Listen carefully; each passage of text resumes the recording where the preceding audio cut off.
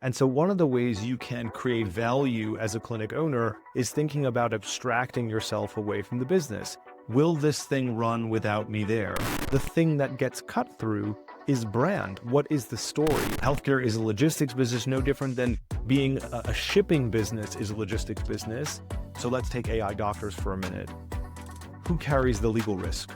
Is a question that I always have. Is there someone who's underwriting an AI doctor, or is there a whole new kind of ecosystem and company that is going to underwrite AI in the age of medical doctors? Or is there going to be supervision by a human on top of that AI doctor, in which case suddenly the human will become the constraint? And then how do you underwrite the human? Is it a medical legal risk? Is it medical malpractice? That black ball technology that you take out, you can't put it back inside. It's out now, it's in the world, and that's already happening. So who's thinking about the transition from white ball technology to black ball technology? Who's thinking about the consequences of something going wrong? Or are we all going to do this? What's the overcorrection for releasing AI doctors on society? What's the overstep for releasing AI receptionists on society? What happens when something goes wrong in one of the underlying models or behavior or hallucination, and suddenly you start calling everyone for who knows what reason and telling them that their visitation is canceled, their next appointment is canceled, their bills are overdue. If I could pick one job not to have right now, it would be a healthcare leader. Not because there's no respect, huge respect for health leaders, but I would not want to be a healthcare leader because making decisions right now about what's signal and what's noise, what's smoke and what's fire, is really hard. The answer can't be efficiency, it has to be empathy. The answer in healthcare, the North Star, is empathy for the patient. Let's talk about selling a clinic. We talked about this last episode, right? It doesn't matter which kind of clinics, healthcare providers, chiro, dental practice, medical aesthetics, plastic surgeon, all different kind of clinics. Oftentimes, healthcare practitioners will often set up a clinic through the lens of providing care to patients. And somewhere along the way, they realize, hey, I'm running a business. And it's at that moment in time that they start to get interested in what makes the business tick.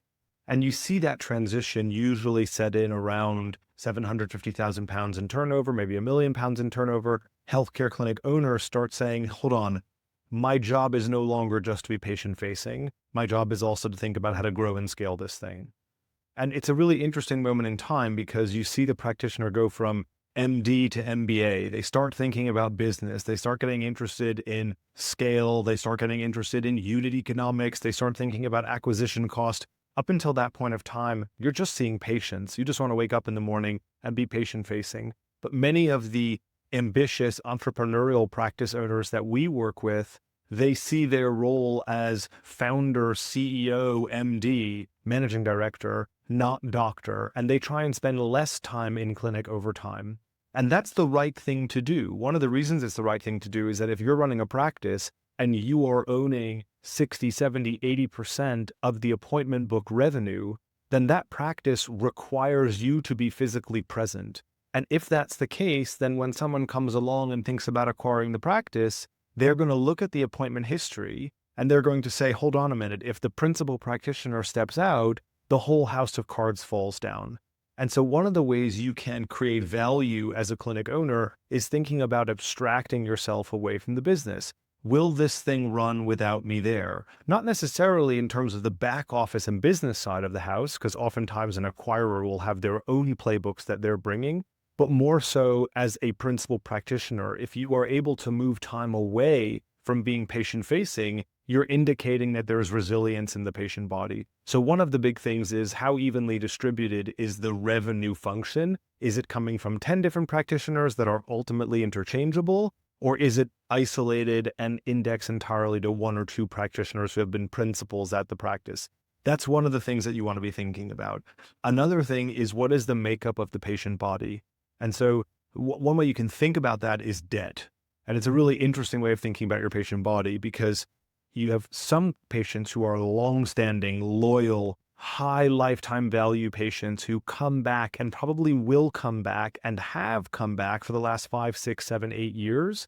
And then you have flash in the pan and immediately out again patients who come in once or twice. Now, if those one and done patients are bringing really high ticket revenue to the practice, that's interesting. And it gives you the opportunity to say, okay, in addition to this steady flow of patients, we also have the really high ticket value items that come in, one off surgery, one off intervention. But if your entire patient book looks like a sieve where people come in, they immediately pass out, and you don't have strong retention in the patient body, then the economics are not that good. So you really want to be thinking about, how do I show long-term lifetime value that pays itself back quickly? So as an acquirer, as an investor, I'm looking at this business and I'm saying, okay, if I juice up the marketing, that marketing pays itself back quickly and those patients stick around. They don't come in and go, but they come in and they stay. And if you can evidence that long-term recurring nature of visitation inside the patient body, you've got an asset, not a clinic. And that's how you should be thinking about taking your practice into a conversation about valuation, multiples, and acquisition. Because at the end of the day, practices are being bought and sold on the basis of the value of the patient body and also the efficiency of the practice. So obviously you need to be thinking about systems, you need to be thinking about technology, you need to be thinking about efficiency in the practice itself, but that in many ways is almost secondary to the quality and the stickiness of the patient body, because ultimately operations can be changed. You can replumb how things get done, but the quality of service and the quality of the patient book, that matters a lot. You previously did look into acquiring one or multiple clinics, medical practice across different verticals. What problem do you see that make you stop the process of acquiring clinics? Yeah, so I think a lot of clinic owners fall into this trap of making the due diligence process the buyer's problem. So you're running your clinic, you want to sell, maybe you go work with a broker, the broker helps you package things up, and then you're going to ask the acquirer, the buyer, to come in and try and figure out what's going on. I think that process is a bit backward, because if you think about selling your practice as raising money rather than selling your practice, then actually what you're trying to do is tell a story. This is a story of a clinic that XYZ. It's a story of a clinic that started with a single practitioner in a single room and gradually expanded its service menu and gradually expanded its offering and gradually grew to 2 or 3 or 5 or 10 or 15 locations.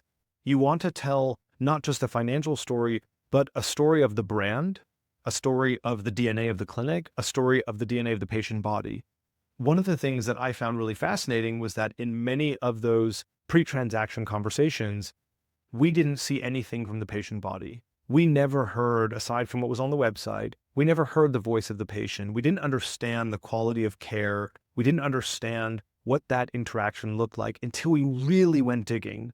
So if you're thinking about telling a story for your provider operations, you need to be thinking about the brand identity, because healthcare providers are increasingly commoditized. More and more clinics are opening all the time. Private healthcare is increasingly competitive. The thing that gets cut through is brand. What is the story? Are you a neighborhood provider who specifically serves a certain patient demography? Are you the new fun kid on the block that plays music every time someone walks into the clinic? These are the realities of being in consumer-grade healthcare. Are you a high-end elite sports MSK pro sport physio that looks at healthcare as a function of wellness, well-being, and physical demands? Each of those presents a slightly different slant on the provider, and that narrative matters a lot to an acquirer who's not just looking at a transaction, but is instead thinking about building a portfolio, building a brand in the space. You might want to think differently about how you tell your story. The financials matter, but what is the packaging? What is the DNA? And what does that mean for the person who's coming in and acquiring the clinic? And for us, when we started engaging with potential clinics that we were looking to acquire, oftentimes it fell down at the DNA. We didn't understand what was different about this practice. It was great to see economic outcomes. It was great to see that the practice was profitable. But what was different here than the exact same clinic opening next door? Sometimes that's related to brand, oftentimes it is, but many times it's related to the plumbing. How efficiently has that practice been built up, not just in terms of patients coming in, but in terms of service quality? Do I have to rip out everything when we get our hands into it? Or is it more or less plug and play because it's going to run itself? And that idea of things being production ready as opposed to things being pilot ready or things being old school, locked up in filing cabinets is actually a huge operational and mental tax for an acquirer because they're saying, eesh, what skeletons are in there that I need to go and dig out and make sense of? Name 3 things that a clinic owner that's running a clinic that's about 1.5 million that considers at some point within the next 2 to 3 years he wants to sell or she wants to sell the clinic. What are the 3 things that he or she needs to nail before exit ready? Yeah. So one of the metrics I think is really interesting that a lot of healthcare providers don't measure is the ratio between admin staff and revenue. So for every pound of revenue, or every 10,000 pounds, million pounds, whatever it might be of revenue, what is the ratio? What is the ratio between revenue and administrative staff? Similarly, what is the ratio between revenue and total staff? Obviously, you have your clinical staff as well. That ratio is really interesting because what it's showing me is for the part of my team that is not revenue generative, how efficiently are they contributing to revenue? So oftentimes people will look at revenue per room, or they'll look at revenue per provider. But one of the things that tells me how fat the organization is, how much waste there is, what is the ratio of revenue to administrator? Because if you've got £1.5 million and a 5-person front desk, the answer is not very efficient. If you've got £1.5 million and a 2-person front desk, maybe that starts to look a bit better.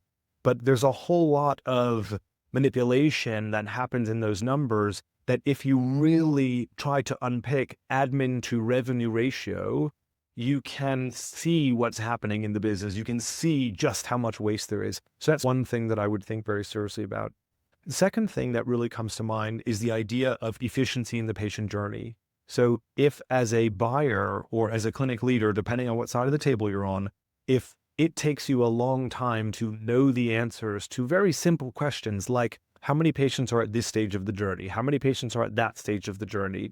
How many patients do I need to see in a given week to clear certain profitability milestones? Understanding those metrics and showing how those metrics over time have changed is really important because oftentimes healthcare providers will say in the last financial year or in the last quarter, our metrics are X. But actually those metrics over time tell a really interesting story because maybe going back to administrators and revenue, maybe your admin to revenue ratio was not very good when you opened doors, but it just got better and better because revenue grew, but your administrative layer didn't. So looking at that journey over time is really important. And the third thing that I think really makes the difference is how sticky is the patient body. So if you are thinking about practice sale, you want to tell the story of I know how to keep my patients around. I know how to take them all the way from initial inquiry to either successful discharge or ongoing engagement, depending on the nature of your service. Obviously, you want to deliver a healthcare outcome. You don't want people sticking around for the sake of it, but you absolutely want to be able to show that you can take patients and that your team knows how to take patients from A to Z and not A to B. Let's talk about data. So data quality for multi-site clinics, it can be a big problem, right? So why current AI tools can be or are dangerous in healthcare? So I think the word is context, right? So when you deploy AI, agentic capabilities into a healthcare context, you need very tight parameters and great data quality. And oftentimes, neither of those things are true in many of the healthcare settings that we come in and start looking at provider operations. A simple example, you've got a patient body of 10,000 patients, and some of those patients are surgical patients, some of those patients are non-surgical patients. And so you've got 2 very different tracks. But let's just imagine that neither of those patient bodies are identified correctly. So now you're going to expect this retention capability as delivered by AI to go in and start parsing the data and making decisions about who to engage with no knowledge of the clinical history. When does it stop? How does it know? And when does it know who to focus on, who not to focus on? You need a supervision layer. This idea of AI-powered human supervised is really important. And even more critically, that supervision layer should not be your front desk. It should not be your admin team. Because if your admin team has to do the verification, and they are paying the verification tax, and the verification tax is something happens quickly, but it doesn't happen well. And so now all this stuff is happening really fast, but the time that you're saving actually gets paid back multiple times over downstream in the patient journey. So when I'm thinking about adopting AI in a clinic environment, I want to know the efficiency gains in the implementation phase, but I also want to know what the verification tax is down the line. And there was this really great story about a medical scribe that saves the practitioner lots of time, but then transcribes something that's not entirely accurate. Obviously, the practitioner may have transcribed something that's not entirely accurate without a medical scribe, but the reality is that medical scribe may have done or said or documented something that isn't 100% true to form. And so that sounds like an operational problem, but it is not. It is absolutely a compliance and litigious problem. It is one that results in the potential near miss for the provider, because who carries that liability? Is it the practitioner who didn't sign it off? Is it the scribe? Where does that hit your medical malpractice if it comes to that? So this idea of AI in healthcare needs guardrails, it needs tight parameters, and it needs really clean data and supervision. Let's talk a bit more about the healthcare AI industry. Quite a lot of AI doctors, AI receptionists these days raising, like these companies raising tons and tons of money. Clearly that there is a lot of hype behind these companies, but more importantly, a lot of hype behind the trend of AI doctors or AI receptionists. But in your review, in your perspective, is that your POV has always been healthcare is a logistics industry wrapped around a clinical core, right? Clinical moment is 30 minutes, an hour max, or it could be a little more or less, but the admin lifecycle is months or years or even decades. You mentioned in the past, bringing back patients that haven't been to a clinic for multiple decades. And your opinion, I believe, is if you fix the logistics, outcomes improve without replacing clinicians. So what's your view? Ultimately, what is your ultimate view of AI doctors versus human supervised AI technology that solve the logistical problem? Look, free or low cost access to great health is a wonderful thing, no matter how it comes about. In many ways, that's what everyone who's trying to tackle healthcare related problems is focusing on: efficient, high quality access to healthcare, full stop. If you achieve that with AI doctors or improving the care quality and care pathways on the administrative side, power to you. Like, that's a great outcome. So everyone focusing on solving those problems is in some way contributing, hopefully, to a better future. I think if you really look at the root cause of a lot of healthcare inefficiency, I would argue that it is not necessarily a problem underpinned by the clinical components of the journey. Medical technology, medical devices, drugs have improved dramatically over the last 30 years. I was involved previously with developing medical laser technology for use in dermatology and ophthalmology. It promised to be a meaningful step forward in what was possible in dermatological treatment. So developing the next generation technology is really important. Developing a next generation doctor, a la AI doctor, very important, but it doesn't suddenly fix the thing, because ultimately the thing is wrapped up inside of a huge ball of duct tape, and that duct tape is logistics. So for us, we do think that healthcare is a logistics business. Healthcare is a logistics business, no different than being a shipping business is a logistics business. The thing that you are moving around is patients, and patients on critical pathways and on non-critical pathways. The idea of moving something through a system is defining of the healthcare experience. And so it's great to have shiny new AI doctors, and it's fantastic to see them raise lots of venture capital money, because hopefully that inspires innovation. But the reality is that from our vantage point, healthcare is a logistics problem. And if you solve the logistics problem at its core, you make care accessible and you make it more easy to engage with. And then you can focus on improving the actual care itself. But you need layers and layers of untangling around logistics and operational complexity long before you can get into the heart of it, because the heart of that clinical care it's entangled in all of this other mess that you need to pull away in order to deliver and experience high quality care. So for us, we would much rather focus on, and we think the bigger problem to solve is, how do we handle the operations of serving a patient as opposed to the clinical care in service of that patient? When do you think clinical care is a space that's worth looking into or prioritizing? Because whatever you just said was more about prioritization, right? Eventually that's an area that needs to be tackled, but you think that it's too early to do that now. And you think that technology is not quite there yet? I don't think it's too early. I think that clinical care has improved because medical devices have improved, diagnostics have improved, drug development has improved. So clinical care is already improving, and it consumes an enormous amount of innovation dollars. And that's a wonderful thing.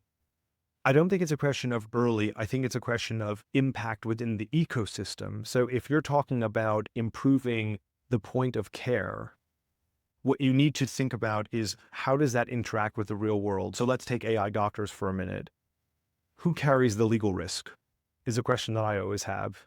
Is there someone who's underwriting an AI doctor, or is there a whole new kind of ecosystem and company that is going to underwrite AI in the age of medical doctors? Or is there going to be supervision by a human on top of that AI doctor, in which case suddenly the human will become the constraint? And then how do you underwrite the human? Is it a medical legal risk? Is it medical malpractice? So this idea that you can solve for the clinical care in isolation, I think is wrong. And I think in many ways, that's what we've been trying to do in the healthcare space is we've been saying, okay, let's tweak the access pathway, but it gets jumbled and tangled in all the other components of care delivery. And so I think it's always worth investing in improving the care outcomes, the extent to which you can improve acute intervention, the extent to which you can improve the way a single device, a single drug is delivered to a larger scale patient body at time of need. Wonderful. But let's not forget the fact that in the UK, as a great example, there's a national healthcare system that is crippling under the weight of administrative inefficiency. It is not being crippled by lack of clinical care, lack of clinical decisioning, lack of clinical interest. It is crippled by administrative inefficiency, by technical inefficiency, by operational and financial inefficiency. If you can solve those problems, you can let the care breathe. And as soon as you let the care breathe, you can then start to understand what's really going on here. Where is the ceiling? Whereas right now it looks like the ceiling is potentially much lower than it is because it's being masked by all of this inefficiency at administration. So are you saying that doctors won't lose their job in any time soon? Look, I'm not a doctor.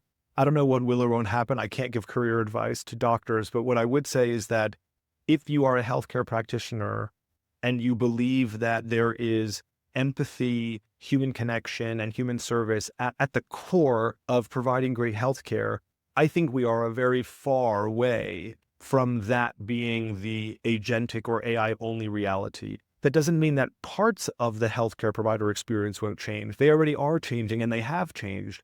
But do I think healthcare providers themselves suddenly disappear? I don't. I think we're very far away from that. And it took us, when we were building medical hardware, it took us 6 years to take a novel medical device from lab testing to market in a safe and reliable way. So these timelines are long. When you think about putting something inside of a clinical pathway, it's not a overnight thing. It takes a while, which is one of the beautiful things about healthcare. And it's also one of the painful things about healthcare, which is why we always say that if you're a venture capital investor and you're looking at a healthcare opportunity, your time horizons need to be slightly different because adoption is slower, regulation is more challenging. You need to believe that there's a multi-decade transformation opportunity here, and you need to be in it for the long haul. Just as a systems leader, as a CEO, as a COO, as a CTO, you need to be making decisions on a much longer term scale than you might if you're just buying B2B software or you're buying some consumer application, because you need to think about how this fits inside the system. How do we make the whole system net reduction as opposed to pockets of improvement that create pressure points elsewhere? And I think that's what's not happening today, is this idea that, oh, if I introduce something new here, that's going to create 10% improvement on clinician time. But is it going to add 20% to someone else's time elsewhere in the value chain? We just don't know. Where is that information? ChatGPT 5 was launched. OpenAI had actual cancer patient who came up on stage. It was someone interviewed her. Several others talk about their journey of diagnosing cancer using ChatGPT and how useful and beneficial it is. I'm sure everyone who's watching this have used ChatGPT for health diagnosis. I have too. Absolutely. Everybody uses it. Right? Yeah. In the same time, there was a lawsuit. The person had mental health challenges, committed suicide, because he was obsessively communicating, and somehow it didn't bring that person's mind out of vicious circle loops. So is that the danger that you were discussing about in terms of who's taking the responsibility of an outcome? There's a great perspective on innovation by a researcher at Oxford, and he basically says that innovation is like a box of black and white balls. You reach in and you pull a ball out. Sometimes that ball is white, sometimes that ball is black. Problem is, A, the ball can change colors after you take it out. And B, once it's out, you can't put it back in. And so let's look at something like social media. Social media was an incredible unlock in many ways, and it has also incited multiple generations of who knows what, as goes mental health crisis, as goes developmental compression in younger people. There are books being written about the anxious generation, young people who go through adolescence with access to social media. And nobody has really done the hard work to say, hey, what will happen if? And so we release onto society innovation, and we don't think holistically about the different ways that this might impact society. And that's not to say that we shouldn't do it, because innovation requires that kind of risk-taking. But let's not forget that we are at the beginning. We are at the first step of the AI on society train. We are in the boarding phase, and we need to be thinking about how bad can this get? Doesn't mean we shouldn't get on the train. Doesn't mean we shouldn't go. But if at the time that social media was being built, developed, invested in, we thought about the consequence of a 13-year-old accessing this unlock as an adolescent, we may have made different decisions. We may have governed its use. We may have thought differently about its rollout. And in healthcare, you have a very specific responsibility as a society to say, what if these things happen? How bad can it get? And I don't know that we're asking that question. It's fun to solve the problem. It's really fun to look at the medical AI scribe. It's great to look at the AI receptionist, but how bad can it get? And we need to be asking those questions before we just release, for exactly the reason that you just gave, that some cases, how bad can it get? Really bad. And then who holds the pen? Where does that responsibility sit? That black ball technology that you take out, you can't put it back inside. It's out now. It's in the world, and that's already happening. So who's thinking about the transition from white ball technology to black ball technology? Who's thinking about the consequences of something going wrong? Or are we all going to do this? Is that a message to all the clinics? So my previous business that I was part of, the education business that I built, we did an entire module on black ball technology. And we looked at like different moments in time where people innovated recklessly and it felt really good at the time. And then 10, 15 years later, you saw the consequence of that. And there's this book, it's a parenting book where it's called The Anxious Generation. And they do a meta-analysis of all these different graphs looking at teenagers and what happens if you're a teenager and you were born after a certain year. Basically, did you go through adolescence when social media existed or before? And the graphs go like this: anxiety, time with friends. And if we had just stopped and thought, parts of that would have been visible. Would they have been preventable? I don't know, but would they at least been visible? Yes, rather than this after the fact supercorrection. In the UK right now, you've got banning school phones in school. It's an overcorrection for a misstep. We're sitting here wondering, what's the overcorrection for this misstep? If there is one, right? What's the overcorrection for releasing AI doctors on society? What's the overstep for releasing AI receptionists on society? What happens when something goes wrong in one of the underlying models or behavior or hallucination, and suddenly you start calling everyone for who knows what reason and telling them that their visitation is canceled, their next appointment is canceled, their bills are overdue, people for making payments. What is the likelihood these things happen? I don't know. But there's eventuality to making these decisions. And somewhere somebody needs to say, hold on a minute. And that hold on a minute can be human supervision. In the context of AI, we don't need to go 0 to hero. We can go 0 to almost hero and put a line there. That line is really important for the quality of outcome. That 100%. For the clinic owners, that 100%. Yeah. Taking it back to a healthcare provider operation, if you are thinking about workforce transformation. Right now, it's all about how many people can I let go if I bring in AI? Great, but healthcare transformation of people at redundancy, that has been possible for a very long time. It's not like suddenly now technology has changed. You can adopt technology. You can be technology first, and you can be focusing on efficiency as a healthcare provider. You could have been doing that for the last 10, 15 years. It hasn't suddenly changed. Maybe it's accelerated, but it hasn't suddenly changed. So why is there a mad rush now to adopt and replace? And you're seeing this in other companies, right? Public fintech companies, they let go of huge workforce and then suddenly they bring them all back. And then they end up somewhere in the middle. But correction and overcorrection is easy in some companies, in some environments. It's not so easy in healthcare. It's not so easy to overcorrect and undercorrect and change when you've got people, healthcare on the line. The stakes are different. The consequences are different. I think we need to bear that in mind. Is it true that these companies are tech companies that does this massive layoff and then bring them back? Mostly the purpose was for PR effect. But obviously you can't do that in the healthcare context. I don't know. It's outside of my pay grade to know whether or not that's headline chasing or not headline chasing. I think it's an exciting time to be building new things. And it's also a terrifying time to be building new things. Because even for us at Coherent, we see alternative versions of what we do popping up every day. We do it for this kind of practice. We do it for that kind of practice. We do it for large scale. We do it for high volume healthcare. We do it for low volume healthcare.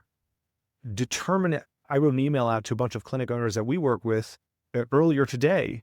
I said, I would hate to be you right now. If I could pick one job not to have right now, it would be a healthcare leader. Not because there's no respect, huge respect for health leaders, but I would not want to be a healthcare leader because making decisions right now about what's signal and what's noise, what's smoke and what's fire, is really hard.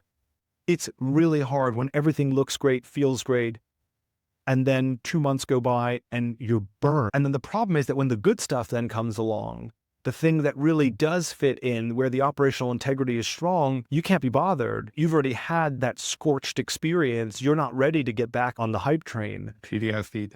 You have PTSD on the experience that you just had by some company that spun up some who knows what application wrapper that slits right into your front desk operations, except when suddenly they book people into the wrong appointment, they don't follow your booking protocols, and then what? So we need to have a much higher bar for what good enough looks like, and we also need to have a much higher bar for what we're solving for. The answer can't be efficiency, it has to be empathy.